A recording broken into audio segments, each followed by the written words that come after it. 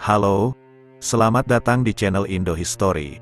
Di video kali ini, kita akan membahas tentang Dwi Kora, yaitu perintah Presiden Soekarno untuk menggagalkan pembentukan Federasi Malaysia pada tahun 1960-an. Apa sebenarnya Dwi Kora itu? Bagaimana peran PKI dan Gerakan Kiri dalam konfrontasi Indonesia-Malaysia? Simak penjelasannya di video ini. Pada tahun 1961, Inggris yang masih memiliki koloni di Kalimantan Utara berusaha untuk menggabungkan jajahannya itu dengan membentuk Federasi Malaysia. Hal ini mendapat tentangan keras dari Presiden Soekarno, karena menganggap Federasi Malaysia sebagai boneka Inggris, yang ingin menambah kontrolnya di kawasan Asia Tenggara. Selain itu, Indonesia juga menganggap keinginan itu telah melanggar Perjanjian Manila, yang menyatakan bahwa wilayah-wilayah tersebut harus diberikan hak menentukan nasib sendiri. Begitu pula dengan Filipina, yang menilai bahwa Sabah secara historis dan yuridis adalah milik Sultan Sulu. Permasalahan ini kemudian menimbulkan sengketa antara Indonesia dan Filipina dengan Federasi Malaysia. Pada 1963, PBB turun tangan dengan membentuk tim untuk melakukan penyelidikan di tanah sengketa guna memastikan kehendak rakyat. Namun, sebelum tim PBB mengumumkan hasil penyelidikan, pada tanggal 16 September tahun 1963, Federasi Malaya bersama-sama dengan Sabah, Sarawak, dan Singapura membentuk Malaysia. Hal ini membuat Presiden Soekarno marah dan mengeluarkan perintah Dwi Kora pada tanggal 3 Mei tahun 1964. Dwi Kora adalah singkatan dari Dwi Komando Rakyat, yang berarti dua komando rakyat. Komando pertama adalah untuk menggagalkan pembentukan Federasi Malaysia, dan komando kedua adalah untuk mempersiapkan diri menghadapi agresi Inggris. Dwi Kora juga merupakan bagian dari Trikora, yaitu tiga komando rakyat yang dikeluarkan Presiden Soekarno pada 1961 untuk merebut kembali Irian Barat dari Belanda. Perintah Dwi Kora ini disampaikan oleh Presiden Soekarno di sebuah rapat raksasa yang digelar di Jakarta, di hadapan ratusan ribu orang, termasuk para sukarelawan yang bersedia berperang melawan Malaysia. Presiden Soekarno menyatakan bahwa pembentukan Federasi Malaysia adalah bentuk neokolonialisme Inggris, yang ingin mempertahankan kekuasaannya di Asia Tenggara. Ia juga menyatakan bahwa Federasi Malaysia adalah musuh dari Revolusi Indonesia, yang ingin membebaskan diri dari penjajahan asing.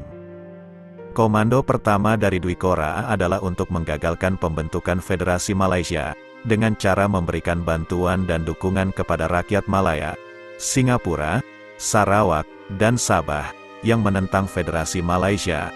Presiden Soekarno menganggap bahwa rakyat di wilayah-wilayah tersebut adalah saudara sebangsa dan setanah air dengan rakyat Indonesia, yang harus dibebaskan dari cengkeraman Inggris. Presiden Soekarno juga mengklaim bahwa wilayah Kalimantan Utara, yang menjadi bagian dari Federasi Malaysia, adalah milik Indonesia, yang harus dikembalikan ke pangkuan Ibu Pertiwi.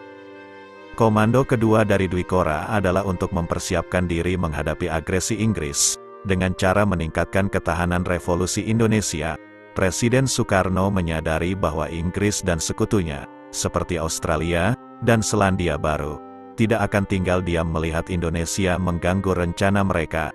Ia juga menyadari bahwa Indonesia tidak memiliki kekuatan militer yang sebanding dengan Inggris dan sekutunya. Oleh karena itu, ia mengajak rakyat Indonesia untuk bersatu, berjuang, dan berkorban demi menjaga kemerdekaan dan kedaulatan Indonesia. Dwi Kora juga merupakan bagian dari Trikora, yaitu tiga komando rakyat yang dikeluarkan Presiden Soekarno pada 1961 untuk merebut kembali Irian Barat dari Belanda. Trikora adalah singkatan dari Trikomando Rakyat, yang berarti tiga komando rakyat. Komando pertama adalah untuk menghapuskan negara boneka Papua yang dibentuk oleh Belanda. Komando kedua adalah untuk mengibarkan bendera merah putih di seluruh tanah Irian Barat. Dan komando ketiga adalah untuk mempersiapkan mobilisasi umum untuk mempertahankan kemerdekaan dan kesatuan Indonesia. Trikora berhasil dilaksanakan pada 1962, setelah Belanda menyerahkan Irian Barat kepada Indonesia melalui perantaraan PBB. Untuk melaksanakan Dwi Kora, Presiden Soekarno mengandalkan dukungan dari PKI dan Gerakan Kiri, yang saat itu memiliki pengaruh besar di Indonesia. PKI adalah Partai Komunis Indonesia, yang merupakan partai politik terbesar ketiga di Indonesia. Setelah PNI dan NU, PKI mendukung penuh kebijakan anti-imperialis dan anti-kolonialis Presiden Soekarno, dan berusaha untuk mengubah Indonesia menjadi negara sosialis. Gerakan Kiri adalah istilah yang digunakan untuk menyebut kelompok-kelompok yang berhaluan kiri, seperti serikat buruh, organisasi tani, organisasi pemuda, organisasi perempuan, dan organisasi seniman, yang berafiliasi dengan PKI atau memiliki simpati terhadap PKI. PKI dan Gerakan Kiri berperan aktif dalam menggalang dukungan rakyat untuk Dwi Kora, baik melalui propaganda, demonstrasi, maupun aksi-aksi lainnya. Mereka juga membentuk sukarelawan-sukarelawan yang bersedia berperang melawan Malaysia, yang disebut sebagai Ganyang Malaysia. Namun, tidak semua pihak di Indonesia setuju dengan Dwi Kora. Beberapa pihak, terutama kalangan militer, menganggap Dwi Kora sebagai strategi yang berisiko dan tidak realistis. Mereka khawatir bahwa Dwi Kora akan memicu konflik bersenjata dengan Inggris dan sekutunya, yang memiliki kekuatan militer yang jauh lebih besar dari Indonesia. Mereka juga khawatir bahwa Dwi Kora akan mengorbankan kepentingan nasional Indonesia untuk kepentingan PKI dan Gerakan Kiri, yang ingin mengubah ideologi negara menjadi komunis. Konfrontasi Indonesia-Malaysia berlangsung selama 3 tahun, dari 1963 hingga 1966. Selama itu, terjadi berbagai bentrokan, sabotase, dan infiltrasi antara pasukan Indonesia dan Malaysia, baik di darat, laut, maupun udara. Namun, konfrontasi ini tidak pernah berkembang menjadi perang terbuka, karena kedua belah pihak tidak ingin memperburuk hubungan dengan negara-negara tetangga dan anggota PBB. Selain itu, konfrontasi ini juga tidak mendapat dukungan dari rakyat Malaysia sendiri, yang sebagian besar tidak merasa terancam oleh Indonesia. Akhirnya, konfrontasi Indonesia-Malaysia berakhir pada tahun 1966.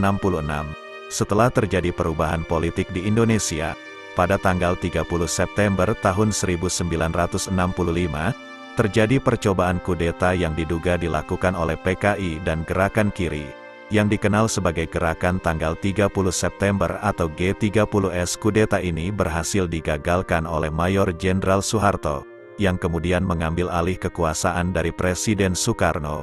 Soeharto kemudian melancarkan operasi militer untuk menumpas PKI dan Gerakan Kiri, yang menyebabkan pembantaian massal dan penangkapan ribuan orang. Salah satu langkah pertama yang dilakukan oleh Soeharto adalah menormalisasi hubungan dengan Malaysia. Pada tanggal 11 Agustus tahun 1966, Indonesia dan Malaysia menandatangani Perjanjian Bangkok, yang mengakhiri konfrontasi dan mengakui kedaulatan Malaysia atas Sabah, Sarawak, dan Singapura. Perjanjian ini juga membuka jalan bagi Indonesia untuk kembali bergabung dengan PBB, yang telah ditinggalkannya sejak 1965. Demikianlah penjelasan saya tentang Dwi Kora, peran PKI dan Gerakan Kiri dalam konfrontasi Indonesia-Malaysia. Semoga video ini bermanfaat dan menambah wawasan kita. Jangan lupa untuk like, komen, share, dan subscribe channel Indo History. Sampai jumpa di video berikutnya. Terima kasih.